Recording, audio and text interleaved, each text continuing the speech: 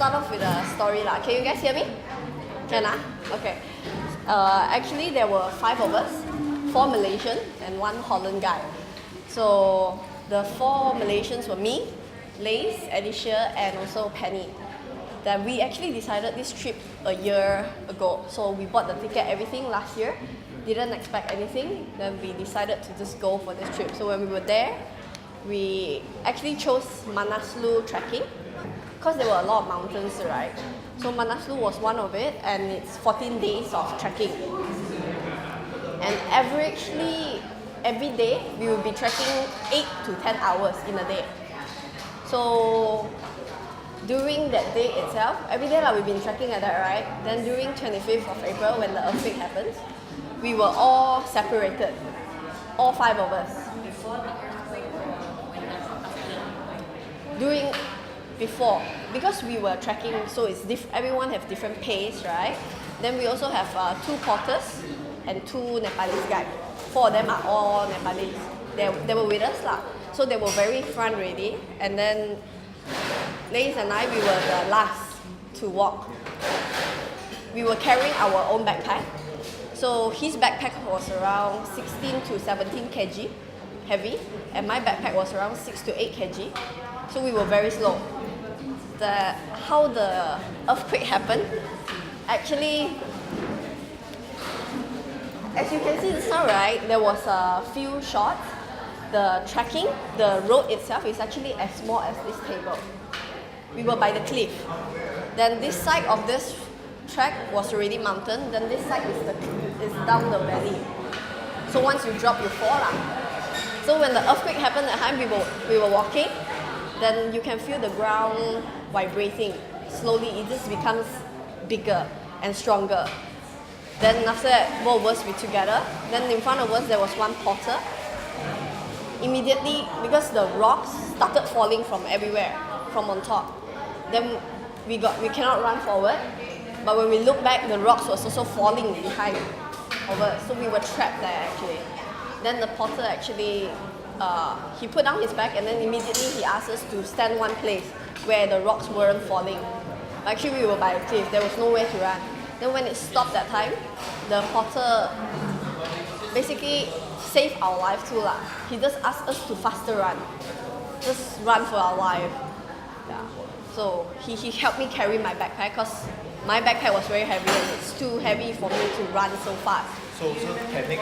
Panic. remember the porter's name? Yeah. So now you see this one, the photo? We were actually like that when the earthquake happened. But this is not the exact day lah. It's just something similar you can see. A young chap or remember how old is he? I don't know how old, maybe 20, around 20.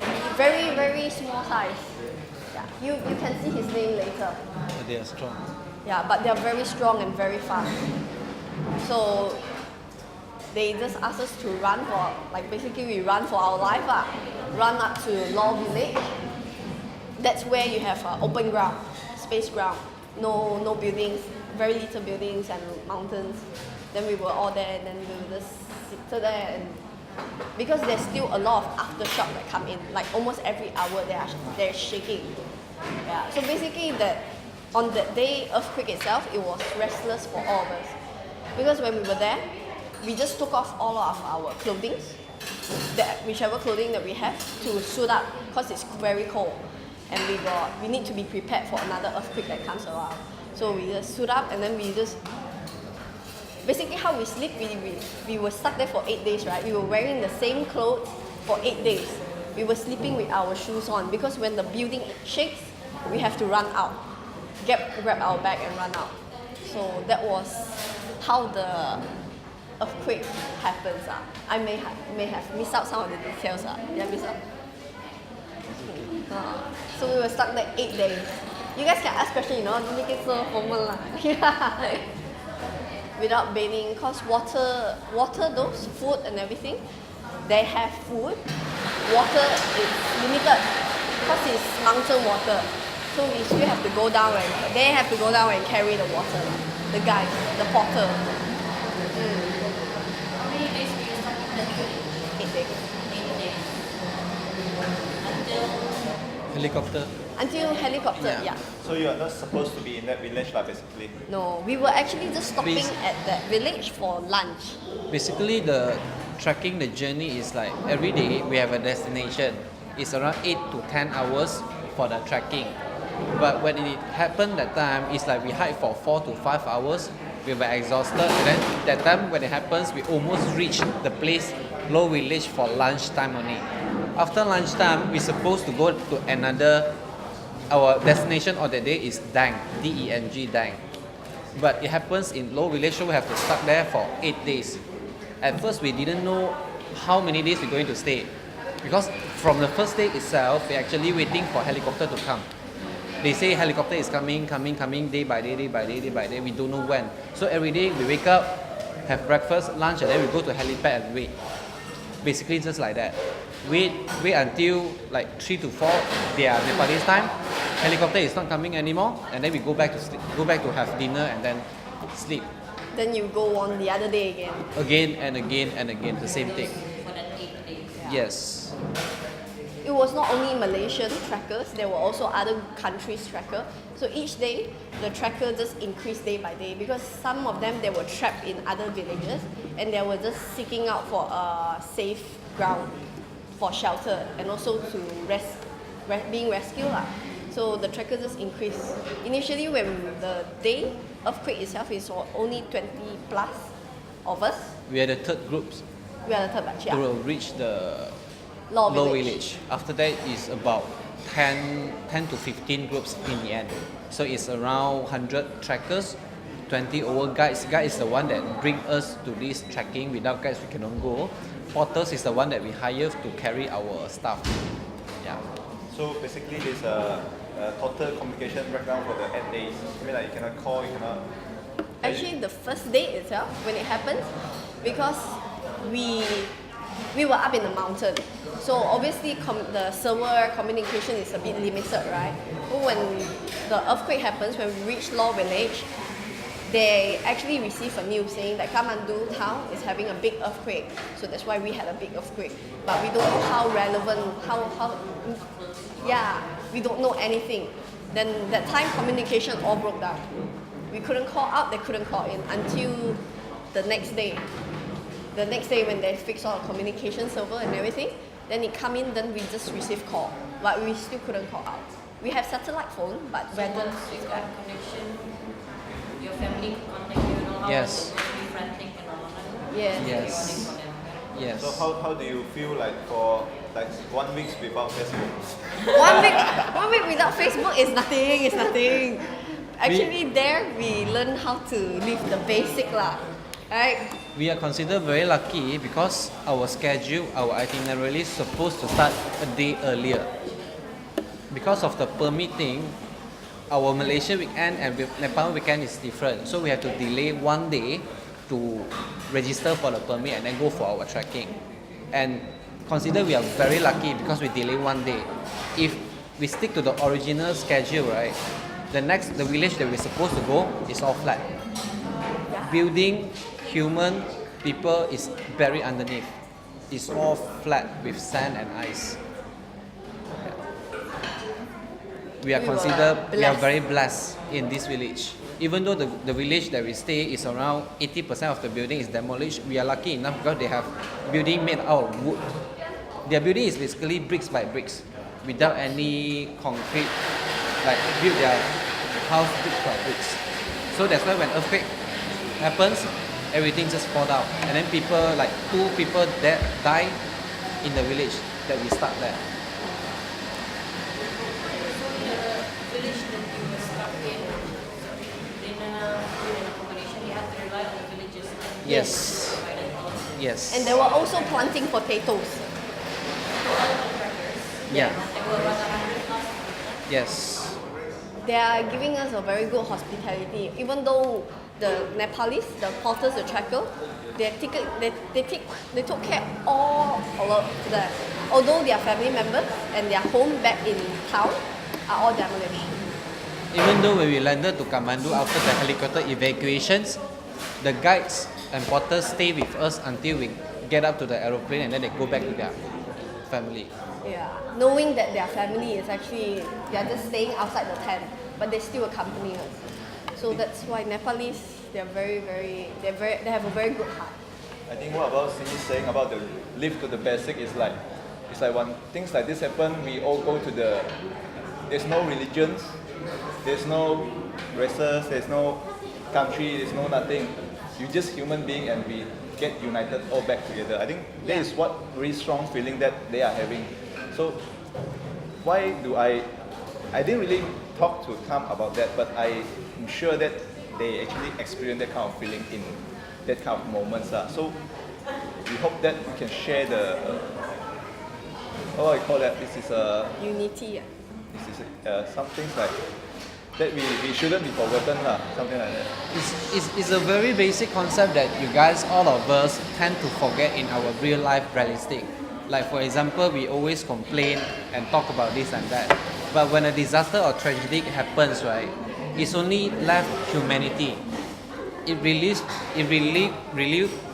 who you really are at that point of time. It's whether you take care of yourself or took care of others. It's just left humanity at that time. So some people, they tend to leave the village with their own helicopters, like pay an amount of money, just go, because that time is very urgent in the country. Nepal, it doesn't have enough helicopter for rescue, especially for the disease, because they have to transfer all the dead body to one place. If not, the disease will outbreak. So it will bring a very big harms to the Nepal country. So because the place that we stay is considered very safe, because we have food supply, water supply, so we have no rush. But still, there are people that getting out with their private way lah. Yeah. So it's in the time of waiting, they are actually experiencing something like loss. They got nothing to do. There's only two things in their mind: negative or positive. So Yeah. how do you make yourself think positive? I mean, like, wow, cannot go. Then it should be negative, right? Actually, the environment. Let me rephrase that first. How did it, at any point of during those waiting days, or when that earthquake happened, did you ever? Did you ever feel like giving up? Yeah, Or that's. did you feel like, oh, we're gonna die here in Nepal? No. You were confident that You can survive. you can survive. Did you? I mean, you guys also have to prepare yourselves for the aftershocks. Did it ever fear you that the aftershocks would be so great that it will cost the place where you're staying to? Oh, you're just being naive. For me, when it happens, right, all I think about is our own team, our own group, because it has to be someone to take care of the whole teams. Like, people are scared when this kind of thing happens. Yeah, Right? but before that, I just want to clarify. Do you have like are you trained for like trekking? Like, are you trained for? I mean, like living in the forest. Are you trained for that? We are not trained, So you just- professional trained for the trekking, but both of us are a very outdoor person. We We are used to quite go fit lah. hiking, camping, just outdoor. So we sort of Normal, have healthy people. more survival skill than ordinary person lah. That's what we can say. Yeah. But when it happens, we all blank and stunned, definitely. Even though how pro you are, you still stunned. That's the thing. Because you never see it coming, and we never expect it at all. So when it comes at time, all you were thinking is just, you need to run for your life, you need to survive, and then, because when the earthquake happened, both of us were behind by the cliff, and 3 of our friends were in front, we couldn't even see them. So at a point of time, we were together, but we don't know, were 3 of them together or were they separated? We don't know what was their condition. So we're just thinking that, are they safe? But you can't think much too, but you still need to run. So after you run and then you saw 3 of them are also running towards the village, you have a relief, but you still worry, so you still panic. So you are trying to say that we should really appreciate that who is the person that in front of us now, right? I mean, like, Definitely. yeah, like the one you cannot think of. What you have is the person, the friend in front of you.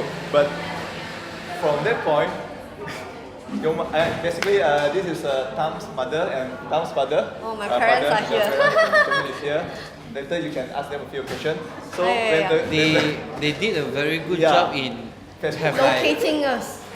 like base information to gather all our family members when it happens, even without any information, and then they actually work out a few plans to get us out of there. Get us The evacuated. details we don't know exactly, so you have to ask the father especially and the mother. Yeah, they are doing a very good job to get Us. their daughter and us out of there.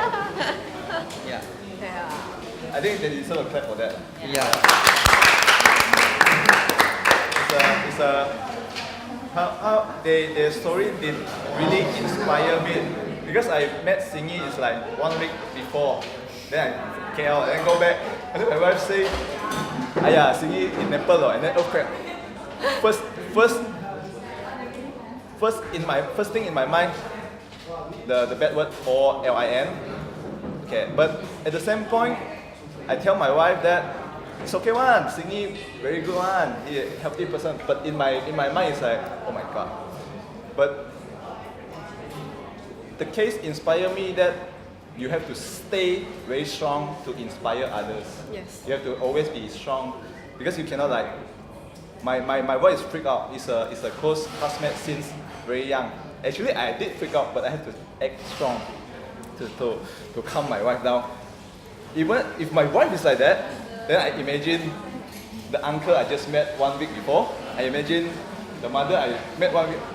Oh no, this is bad. So we just hope we cannot get them. Then we don't know what is actually happening. Yeah. Just to stay positive lah. Stay positive. Survival is the skill. It's a thing that we need to do. So when you were talking about negative thoughts, those, I don't think it crosses any of our mind, because all of us we know we need to stay strong for each other. We cannot be weak. Although deep in our heart we are all scared, but we have to be strong. We still need to be strong. She did cry in the room many times secretly. Yeah. Secretly, yeah. Both of you. No, only her. I see he's a strong man. This is Even after the second What earthquake, triggered you to cry then? Which part of it? everything. If you ask me exactly what are the words to describe my feeling, I can't tell you what. Okay, put it this way. Imagine this is the room that we're staying in right now is a box. And then when the earthquake happens, it's like the box shaking like this. Exactly like this. Okay, after that, we experience this for the very first time. After that, when we go to sleep, even in the late night, even people walking outside our room, right? Just a footstep and the voice of the stone, it shocked us, wake up and run outside. Because every time we have aftershocks, right, we have to run to outside because we never know the condition about the earthquake yet that time. Yeah. So when it happens, we all the people run to the open space in case the building collapse. Then another point that I think we miss out is that when we were running after the big shake, the roads were actually all cracked. So you can imagine, you saw the rocks all falling, and then the other part of the mountain are all falling and all collapsing, right? Avalanche, we Yeah. saw a lot of avalanche. Then you everything. run on the cracked road as well. So everything was shaky. You cannot foresee what's in front, but all you know is this: I need to run. That's it. For survival, to save. Yeah. Basically, I believe in everyone is born with a survival skill. But what it matters in this our story is what we learn is who you are when you're surviving. Who you want to be. You want to take care of yourself or each other or all of us. That's the thing. That's why we mentioned about the humanity is left. Some people might just think for their own, take care of their own. Just stay in their room without any communication with others. We still have that kind of groups. There is still a big groups that talking together, playing games to Just to build meet up the the energy. environment. Because we cannot stay negative. Because we didn't know when we get rescued or we might not get rescued. Right? So we don't know about next day. We just hope. The And best. the only thing that we have at that time is only faith. Yeah, and each other. And each How other. did you feel when the helicopters finally came to rescue you? I Actually, there was a story at the park itself. Because every day they just say, okay, today helicopter is coming. So when we hear the news, of course, everyone want to go home, right? So we felt relief. Oh yes, helicopter is coming. But then we wait until the end of the day. The helicopter is not here. Then it's okay. We say, never mind. Tomorrow is going to be another good day. Then we go back and then we wait again until the 6th day. That's when the helicopter came. The doctors without border came and then checked. Then only during the 8th day, the rear Nepal, the government sent the army force helicopter to pick us up. Can fit 20 over people. So all of us took our backpack, we went to the helipad there and waited for the helicopter. Initially, we were all good because we were all in one big group, right? But then when the helicopter came that time, everyone saw, it's like they saw a light in it. It's like we are going home already, so everyone was actually chaotic. It became a mess. It was like a zombie run like that, okay? When the helicopter landed, without even they touched down, but they didn't close the engine. They didn't open up the door, anything. Because it was a mess. Yeah, they just flew off like that because from their point of view, it's not safe to land at all because everyone was creating havoc. You know, it's like riot like that, basically like riot. So they just flew off. Then it caught us thinking, oh no, how? If the helicopter is not coming back, and it means we won't be rescued, you know? We don't know when is the helicopter coming back again. So immediately, there's one guy, Czech Republic group, and also our Malaysia Boleh, this guy here, they actually took control of the whole situation. And then they say, because everyone wants to go home, right? You have to understand the situation. Then it needs to be fair to make a judgment, to make a decision on who to go up first. Because one helicopter cannot fit everyone. So at that point in time, he and also the Czech Republic group guy called Robin, they organized and just, that one you have to leave him for the detail lah. Because he actually made Malaysian proud at that point in time. Because he was up there shouting and saying that, okay, now this group, Then some people don't know us, right? They don't know who is that guy. So they were asking, who is that orange guy? And I was like, he's a Malaysian down there. being Malaysia. Yeah, Malaysian The exact situation is when the helicopters landed and then flew away, everybody is scared. Maybe the helicopter is not coming back to rescue others since we have chaos over here. And then after that, the Robin and me, actually we sent a representative of each country to come out. But it's still a mess. After that, Robbie and I couldn't stand off this situation because if this situation continued, it might be like fighting. We didn't know. Just we cannot risk the chance of getting out of the town, the village, just like that. So Robbie and I straight away come up with a plan that we decide who is the first, second, third, fourth, based on our departure time. Because everyone flying there with departure time, right? Flying back is a two-way trip. So whatever is the earliest, go with the first batch, and then we send a representative talk to the pilot in case the helicopter fly away again. So after that we sort it out, and then we just organize first batch here, the rest just stand behind, and after that second batch, third batch. We were the second. After that we leave the leading staff to French group because they were the last. So basically all is evacuated on that day itself. Safely. Yeah. Without any chaos. We're glad that everybody is evacuated. Yeah. So basically, they are not the technical part. They are just simply a Malaysian, it's a Sabah survivor that they actually did experience the whole thing lah. For the technical part, I think we can get it online, YouTube, everything. But we more on the interview of the survivor itself. I mean, what is the feeling of Singi? What is the feeling of Les? Example, like imagine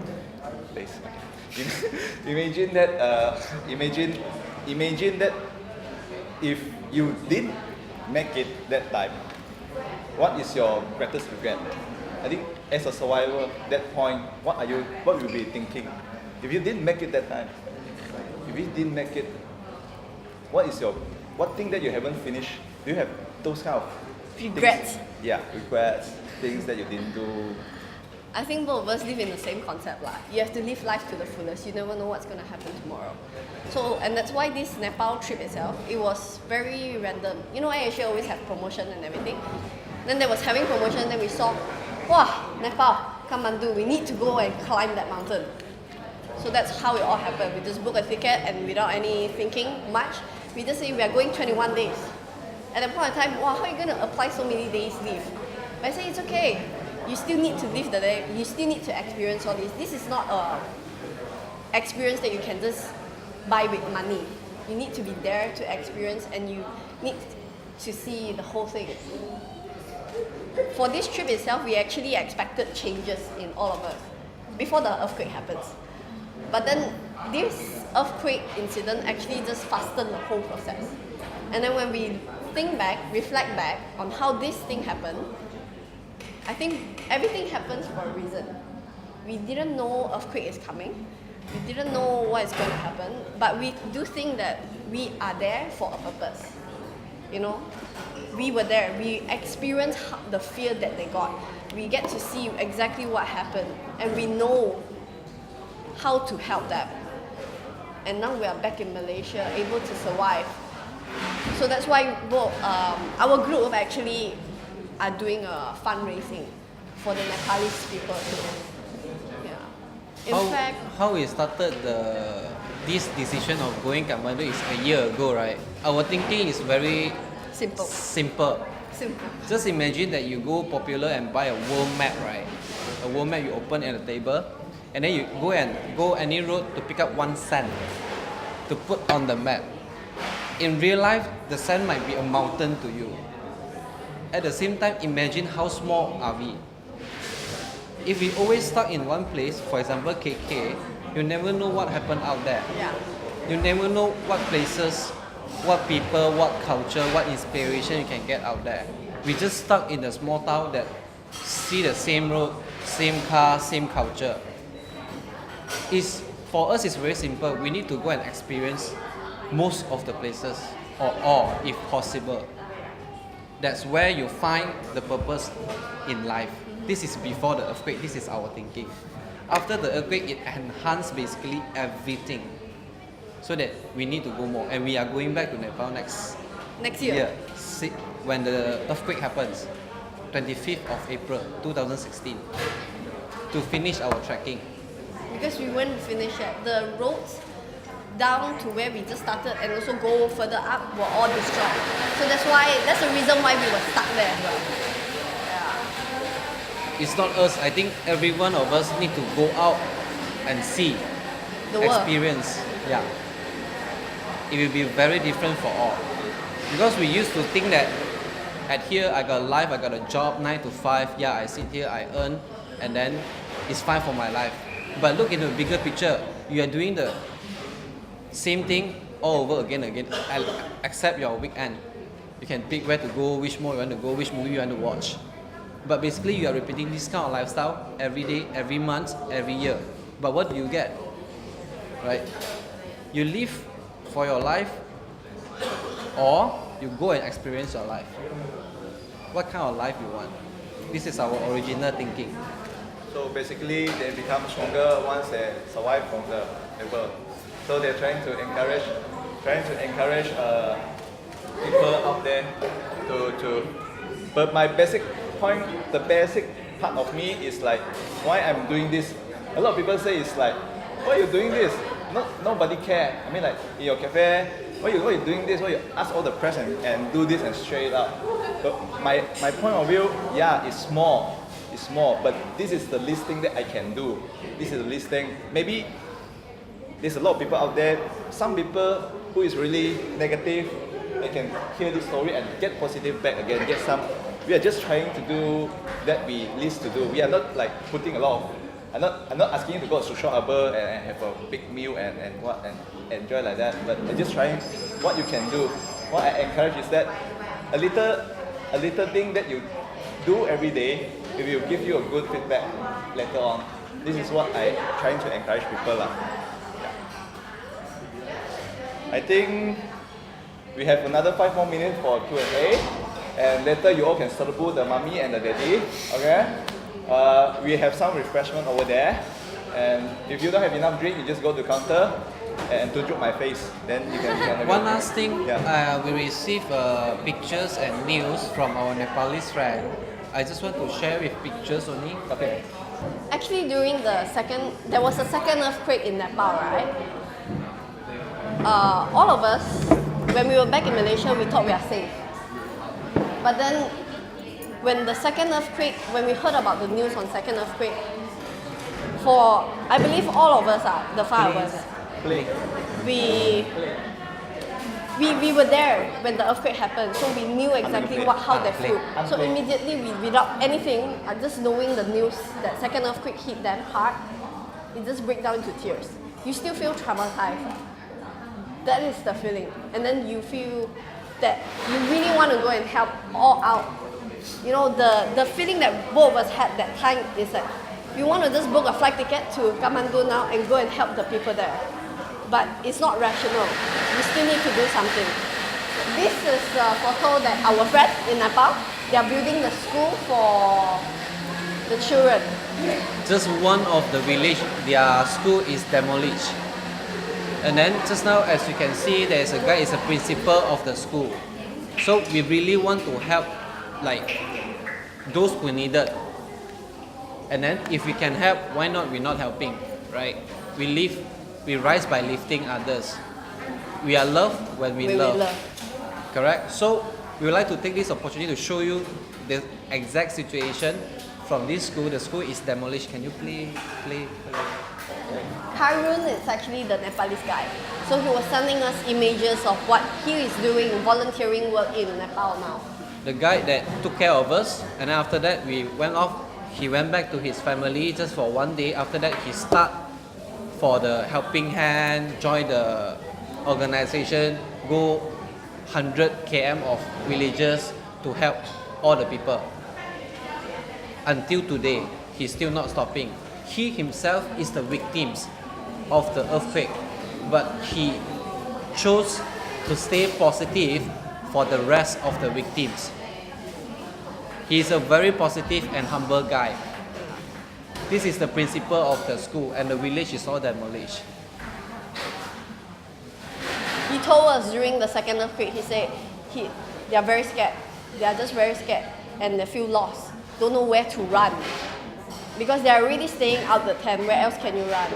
But they are risking their life, you know, but to help all the other families that even lost their home, to build more tents, more houses for them.